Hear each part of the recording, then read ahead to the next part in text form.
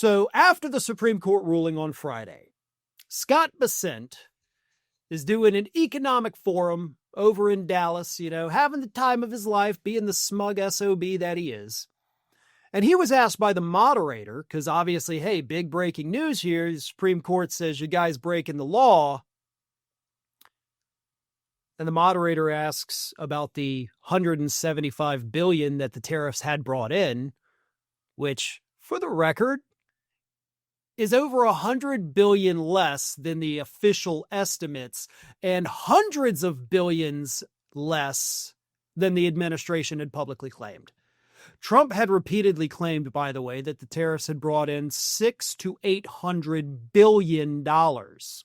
The administration's official estimates had showed that they brought in $280 billion, but in the court filings, they admitted we've only brought in $170 billion, which ironically was actually less than the money brought in during the years of Biden.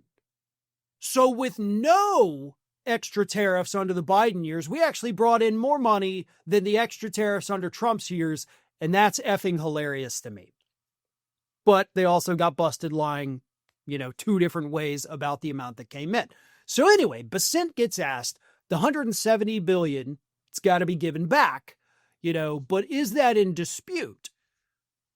And Bessent said, yeah, it's in dispute. The Supreme Court did not rule on that today. They pushed it back down to the International Tax and Trade Court. And my sense is that could be dragged out for weeks, months, years. And so the moderator said, well, that's going to be a food fight going after the $175 billion. And Bessent then said, I got a feeling the American people won't see it. So this smug-ass guy who is worth hundreds of millions of dollars sitting there saying effectively to Americans who are struggling to buy groceries, you're not going to see a dime of it.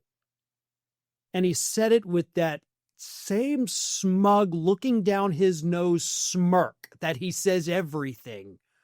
Genuinely, there is not anybody in this administration I hate more than Scott Bessent, and it is because of his undeserved arrogance and the way that he speaks to people who are not multimillionaires or billionaires. I can't stand anything more than that in life. But he is telling us you're not going to get your money back, even though he is incorrect. The Supreme Court did rule on that.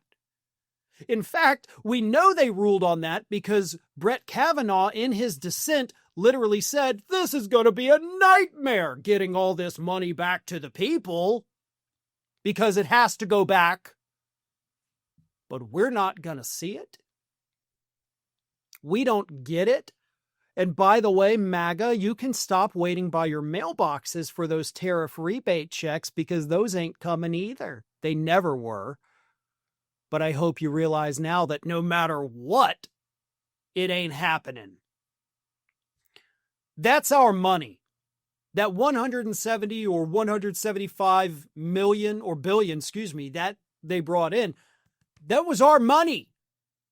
When you went to the grocery store and bought your coffee grounds, that's that money. When you bought anything from the grocery store that wasn't 100% produced here in the United States from start to finish, that's your money. If you bought a car, that's your money. You bought a computer or a refrigerator or a new phone or almost anything, furniture, that's your money. So even if there is any kind of, okay, we've got to start sending money out, it's going to go back to the damn corporations who initially paid it, but then recouped the costs from us, the consumers. We're just out. So businesses who didn't lose anything because they worked on cost mitigation efforts, typically through rising prices on consumers, they're just going to get this massive windfall. Oh, and the kicker is, they're not even going to lower the prices. Those higher prices we are paying for everything, even if the tariffs did disappear today, the higher prices are here to stay. Don't believe me? What happened to the price hikes during COVID? Remember the supply chain issues? We got to raise the prices because we just can't get stuff. They never went back down. Those became the new baselines. And now that Americans are getting more used to having to pay these higher prices, that's the new baseline. Let me tell you how ridiculous it is. And this one particular item just